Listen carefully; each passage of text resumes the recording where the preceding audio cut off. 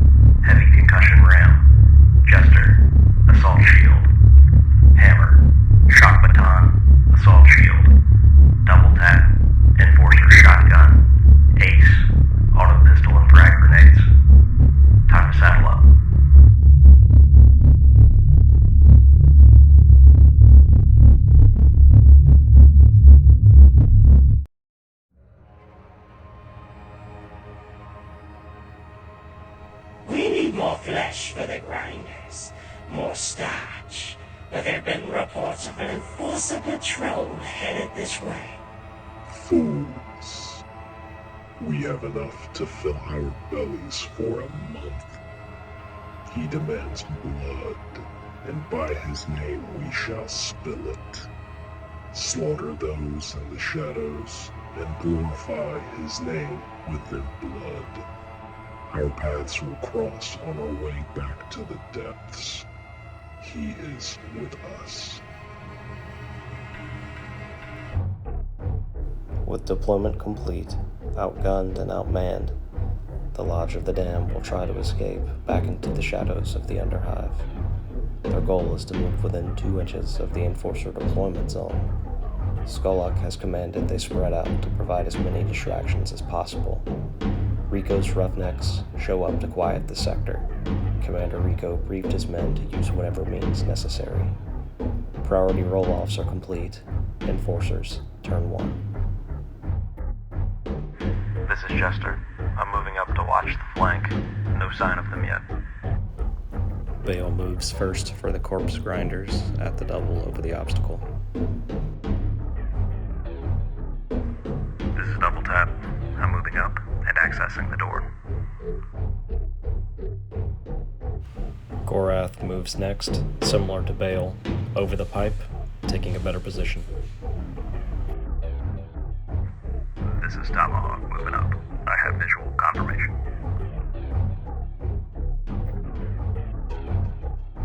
Raziel for the corpse grinders moves up next behind Bale. This is Bull. I'm moving up. Toe Cutter cautiously approaches the door and then opens it with his second action. This is Ace. I'm on the move.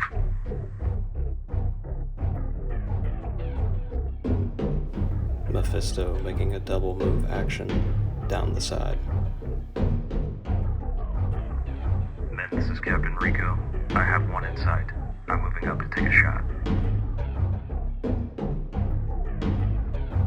Captain Rico, anxious to be the first to fire, draws his stub gun and takes 2 shots, needing 5s to hit due to partial cover. Both shots fail to find their mark. The aftermath of what would ensue will live on in Enforcer history as a stray bullet found Bull. The stub gun needed a 4 to wound. Bull makes an armor save, which he fails, and collapses on the floor, seriously injured. Captain Rico, seeing what he has done, takes a cool check and passes. Skullock, sensing the carnage, makes a double move through the door and approaches the wounded fighter. Hammer then moves up into position behind Double Tap to watch the door. Mephisto then activates, walks forward, and opens the door. After turn 1, the corpse grinders have moved up to gain better positions and close the gap on the enforcers. The enforcers have closed off the left flank, and they're watching the middle pretty heavily, with troops on the bottom and the top. The enforcers took a bottle test, which was passed. However, Bull rolled for recovery and is now out of action. Priority rolls then go out for round 2. Ace, this is Tomahawk. Move with me. After moving into position, Tomahawk passes a willpower check to fire on Skullock. To short range and partial cover, he needs 3s to hit. With a strength 3 and toughness 4, wound rolls of 5 are needed. Skullock suffers a wound after failing his save with his plate mail. Ace moves into position with a double activation from Tomahawk. He points his stub gun at Skullock. After passing a willpower test, he needs 5s to hit. Skullock is hit, and the wound roll needed is again 5+. Skullock takes another wound, bringing him to 0, and the wound proves to be lethal. Skullock collapses in a pool of blood. Mephisto, seeing Skullock fall, attempts to charge Captain Rico, but ends up being short. Next, Double Tap moves down the alley and fires his shotgun at Maleficus. The weapon hits on 3s at short range, and with rapid fire, 2 hits are dealt out. At strength 4 versus toughness 3, one-shot wounds, but Maleficus saves the wound on a 6. Gorath attempted to charge, but winded up being short. Hammer, recognizing danger on the flank, repositions to give support. Maleficus, in his anger, charges Double Tap, swinging with both cleavers. 1 attack, +1 for 2 weapons, +1 for charging, +1 for fury, gave 4 total swipes. 3 easily found their mark, with 1 shred and 1 disarm. All wound Double Tap and saves were failed. He fell in a heap in the alley. Jester knows he's in trouble, turns to fire point-blank range at Gorath, needing 2s to hit. He gets a success, but fails to wound. Bale then moves up to provide more pressure down the center. Captain Rico aims his stub gun at Mephisto after passing a willpower test. He needs 2s to hit, which he succeeds. He then wounds, and Mephisto fails his save. With only 1 wound, Mephisto goes down with a serious injury. With one flank seemingly secured, Raziel applies pressure down the other flank. Toe Cutter then changes direction, and instead of going up the death flank, goes up the middle. At the end of round 2, both gangs were required to make bottle tests in which the enforcers failed. Mephisto then succumbed to his wounds.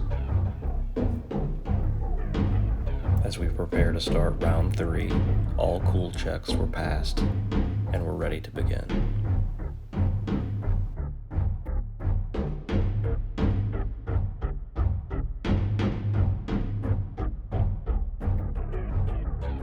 Priority rolls go out with the tie going to the cultists. Gorath then charges Jester, with both cleavers hitting twice. Even with parry, both hits go through. For wound rolls, only 1 wound goes through, which was not saved by Jester. As a result, he collapses with a serious injury. Hammer, standing a few feet away, takes a cool check and passes. Tomahawk repositions to fire down at Toe Cutter. He scores a hit, but is out of ammunition. The hit does cause a wound, in which Toe Cutter fails his save, but the result is only a flesh wound. Toe Cutter, with his reduced toughness, makes a run towards the edge of the board.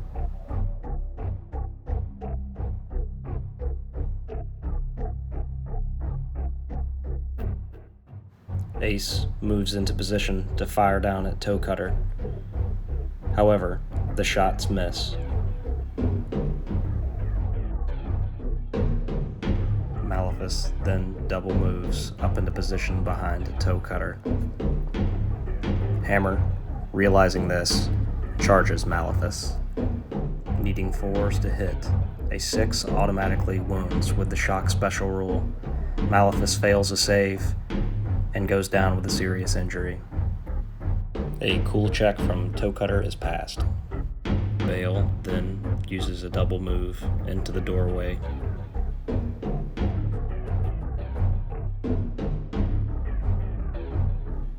Captain Rico climbs and repositions so he can help with the center. Raziel then makes a climbing move, moves to the ladder, and steps down.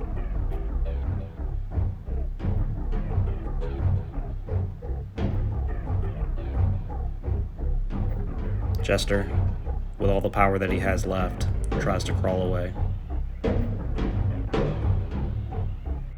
With the round complete, bottle tests are passed, Maleficus rolls over with a flesh wound, but Jester succumbs to his wounds and bleeds out.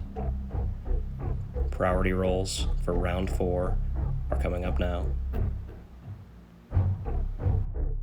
Hammer uses his first action to give a coup de grace to Maleficus and then turns his stub gun towards Toe Cutter. At short range, he fires and hits. He then rolls to wound and succeeds. Toe Cutter fails his save and takes a bullet in the back of the head just short of the objective. Raziel moves up to escape. Ace sees Raziel, points and fires, but misses. Gorath then moves up to escape position. Captain Rico aims and fires his stub gun, needing 2s to hit. A wound does go through, and Bale fails his save, taking him down to 1 wound. Seeing the end in sight, Bale does a double move to the escape position. For a possible game-winning shot, Tomahawk moves, but fails his willpower test and does nothing else. The game concludes with a 6-6 draw. The cultists had 3 fighters escape and killed 3 enforcers for a total of 6. The enforcers killed 4 cultists for 4 points. However, 2 of those kills were within 6 inches of friendly fighters for an additional 2 points. So a 6-6 draw is the result. I hope you enjoyed this montage battle report. This is my first game of Necromunda, so I'm sure I got a lot wrong. Feel free to leave some comments about how I can improve or what I can do differently to get better. Also, feel free to like and subscribe if you happen to like the content. I had a lot of fun producing it, and maybe we'll do some future episodes down the road.